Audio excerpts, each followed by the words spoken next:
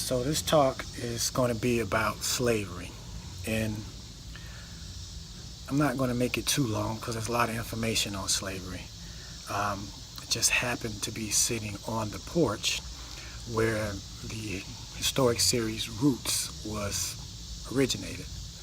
And what I want to mention about slavery, however you feel about it, is the mental aspect of it, and that there are reverberations of that that are still going on today. There's still racism today. There's still separation. There's still ideas of supremacy. And for people of color in this country, you have to look at the mental aspect of it, how we were treated. We weren't treated like kings and queens, so maybe it's difficult for us to look at ourselves as kings and queens, and maybe it's difficult for us to treat each other like kings and queens because we have no experience of that treatment. Our experience here has been harsh, has been negative, has been controlling, and that is reverberated between ourselves. It's almost like we're mimicking how we were treated to ourselves. So that aspect to me is a part of the mental slavery that still goes on, because we are looking at ourselves through the eyes of our oppressors. We are still living under our oppressors to a degree.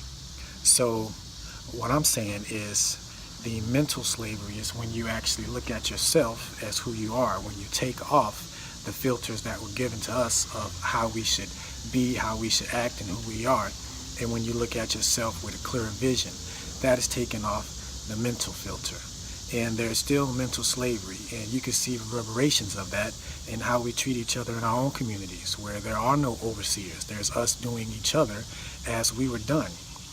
And just think about that as a potential, and I say reverberation because it's an echo. It's a repeating of a cycle of how we were treated and treating each other like that.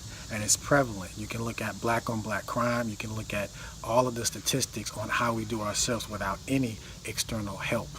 And we can control that. We are in control of our communities.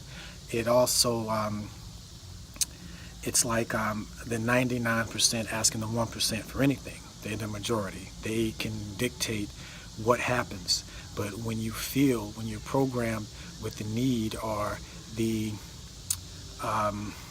what is the word I'm looking for? When you're used to someone dictating to you how you should act and how you behave, you become dependent on them. You think that they are the authority. You think that they know better than you do, when that's not true. The people in the community know what's best for the community, not the outsiders. But we tend to rely on outsiders to do for us what we can do for ourselves. And that is, again, an echo of not being able to do for ourselves, being taught that we were less than, and we need to change that. We need to take off the blinders that were given to us and see with a clearer vision. And I just happened to be talking about this on the steps, where one of the influential stories as far as our history and just particular his history, his roots, was filmed. And at the higher levels, you look at all of our roots are connected to the same tree.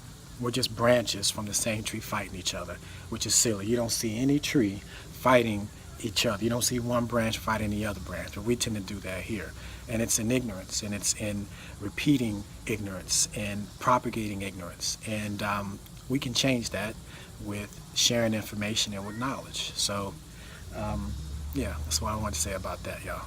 So peace, and take off your mental blinders.